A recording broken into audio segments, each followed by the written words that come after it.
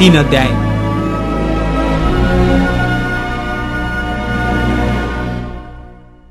प्रिय हो, तिमीलाई लेखेको यो मेरो दोस्रो पत्र हो र दुवै पत्रमा कति कुराको याद दिलाएर तिमीहरूका निष्कपट मनलाई उत्साहित गराएको छु कि पवित्र अगमवक्ताका अगमवाणी र तिमीहरूका प्रेरितहरूद्वारा दिएको प्रभु र मुक्तिदाताको आज्ञालाई तिमीहरूले सम्झनुपर्छ। सर्वप्रथम तिमीहरूले यो बुझ्नुपर्छ कि पछिल्ला दिनहरूमा गिल्ला गर्नेहरू गिल्ला गर्दै तिनीहरूका आफ्नै अभिलाषामा यसो भन्दै आउनेछन्, उहाँका आगमनको प्रतिज्ञा कहाँ गयो? किनकि पिता पुर्खाहरू सुतिसकेका दिनदेखि नै सबै कुरा सृष्टिको सुरुदेखि चलि आए जस्तै आज पनि छँदैछ।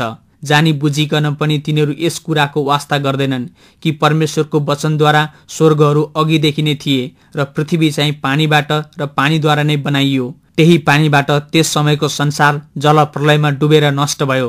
तर त्यही वचनले भक्तिहीन मानिसको इन्साफ र विनाशका दिनसम्मको लागि अहिलेको आकाश र पृथ्वी आगोको निम्ति साँची राखिएका छन्। तर प्रिय हो, यो कुरा नभुल कि प्रभुको निम्ति एक दिन 1000 वर्ष झैं र 1000 वर्ष एक दिन झैं हुन्छ। आफ्नो प्रतिज्ञाको बारेमा प्रभु ढिलो गर्नुहुन्छ भन्ने कसैको भनाइ भए तापनि उहाँ ढिलो गर्नुहुन्न। तर कोही पनि नष्ट नहोस्, तर सबैजनाले पश्चाताप गरून् भन्ने इच्छा गरेर प्रभु तिमीहरूप्रति धैर्यवान हुनुहुन्छ।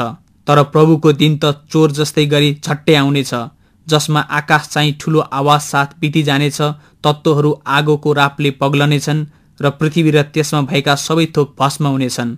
यी सबै कुराहरू यसरी पग्लन्छन् भन्ने जानेर पवित्रता र भक्तिको जीवनमा तिमीहरू कस्ता किसिमका मानिस हुनुपर्छ। तिमीहरू परमेश्वरको दिन प्रतीक्षा गर्दछौ र त्यस दिनलाई नजिक ल्याउन चाहन्छौ, जुन दिन आकाशहरू जलेर भस्म हुनेछन् र तत्त्वहरू आगोको रापमा पग्लनेछन्।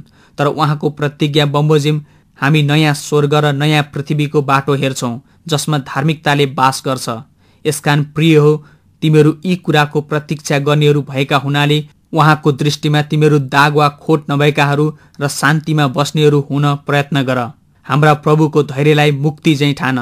हाम्रा प्रिय भाइ पावलले पनि उनलाई दिएको बुद्धि अनुसार तिमीहरूलाई यही कुरा लेखे।